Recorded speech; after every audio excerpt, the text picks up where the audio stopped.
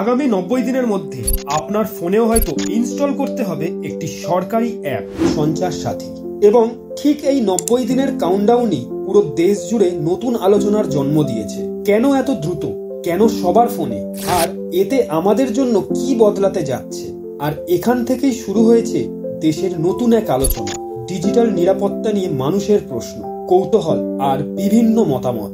অনেক বিশেষজ্ঞ এবং প্রাইভেসি অ্যাডভোকেটরা বলছেন, বাধ্যতামূলকভাবে এই অ্যাপ যুক্ত হওয়া মানেই ব্যবহারকারীদের মনে স্বাভাবিকভাবেই কিছু প্রশ্ন উঠবে। অ্যাপটি কি কি ডেটা নেয়, কিভাবে ব্যবহার করে, আর কতটা নিরাপদ। কিন্তু সঞ্চার সাথী আসলে কি করে, আসুন তবে জেনে নেই এই ভিডিওর মাধ্যমে। এই অ্যাপ দিয়ে আপনি জানতে পারবেন আপনার নামে কতগুলো সিম চলছে, হারিয়ে যাওয়া ফোনের IMEI ব্লক করতে পারবেন, আর চক্ষু ফিচারের মাধ্যমে, তবে চক্ষু শুনে চোখ ভাববেন না, এই ফিচারটা স্ক্যাম কল আর SMS কেই চোখে আঙুল দিয়ে ধরিয়ে দেয় আর সরাসরি রিপোর্ট জানাতে পারবেন। সরকারের মতে টেলিকম জালিয়াতি কমানোই এর মূল লক্ষ্য। এদিকে কেন্দ্রীয় মন্ত্রী জ্যোতিরাদিত্য সিন্ধিয়া জানিয়েছেন, সঞ্চার সাথী কোনো নজরদারি অ্যাপ নয়, বরং নাগরিকদের সুরক্ষার হাতিয়ার। অ্যাপটি ইচ্ছে করলে ডিলিটও করা যায়। এছাড়া অ্যাপটি কন্ট্যাক্ট, লোকেশন বা মাইক্রোফোন এগুলির কোনো কিছুরই অ্যাক্সেস চায় না। ডেটা সংরক্ষিত থাকে NIC-তে, মানে ন্যাশনাল ইনফরমেটিক্স সেন্টারে, digital personal data protection act অনুযায়ী।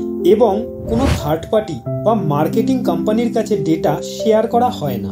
তবে ব্যবহারকারীদের মধ্যে যেসব প্রশ্ন রয়েছে সেগুলি মূলত তিনটি বিষয় নিয়ে: পারমিশনগুলো কতটা নিরাপদ, ডেটা কতদিন সুরক্ষিত থাকে, আর আউটপুট অপশন ঠিক কতটা সহজ ও স্পষ্ট।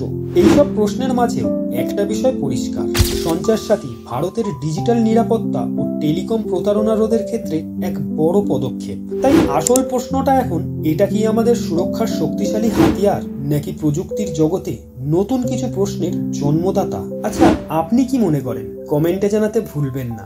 আর ভিডিওটি ভালো লাগলে লাইক শেয়ার করে দেবেন। পারলে আমাদের চ্যানেল নতুন, তাই সাবস্ক্রাইব করে আমাদের পাশে থাকুন। এদিকে ফেসবুক থেকে দেখে থাকলে ফলো করে দেবেন। দেখা হচ্ছে পরের ভিডিওতে নতুন কোনো গল্পের সাথে।